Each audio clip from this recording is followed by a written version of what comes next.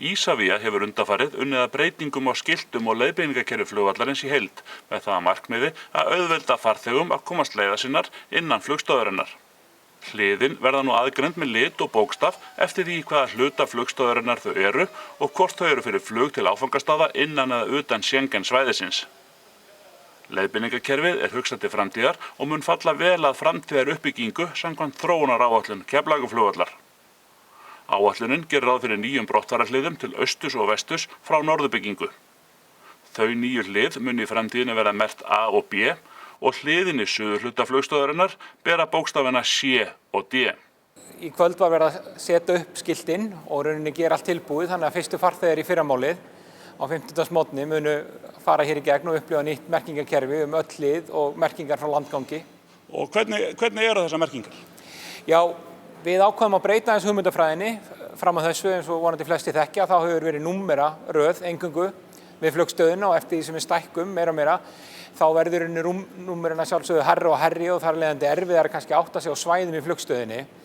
Þannig að við ákveðum að fara að erlendri ráðgjöf að breyta hugmyndafræðinni í bæði í rauninni svæði sem eru þá aðgreind með bókstöfum og litum og svo númer fyrir aftan þau.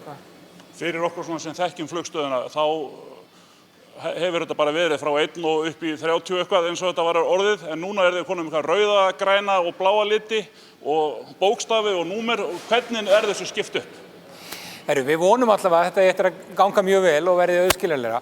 Við notum til dæmis A rauninni fyrir norðurbygginguna og gamla landganginn fyrir númerröðina 1-6 sem margir aðrir þekkja og svo notum við C fyrir efri hæðina á suðurbyggingunni, þar að segja ef þú ert að fara innan Schengen samstarfsins þá ert að fara frá hliði A eða C sem hefur þá númer þar fyrir aftan og ef þú ert að fara til utan Schengen samstarfsins sem þá aðalega til Norður-Ameríku og til Kanada þá ferðu á hlið D. Hvernig umferðin flugstöðin í dag? Hvernig þetta að ganga?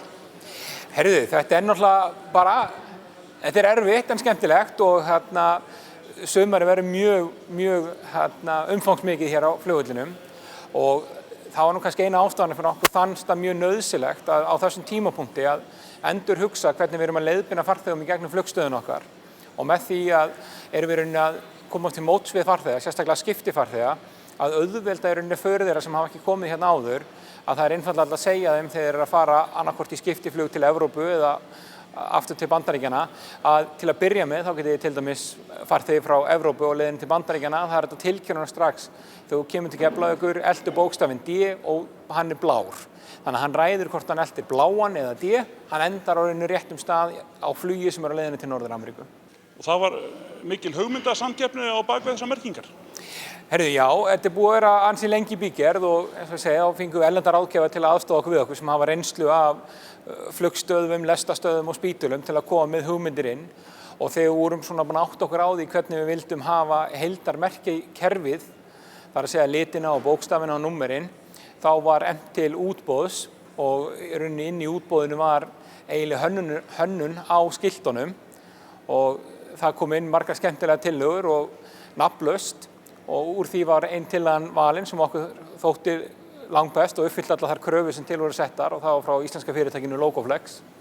Og þetta í rauninu einfaldar merkingar, það fljótlegt að breyta ef þarf að ráðast í slíkt?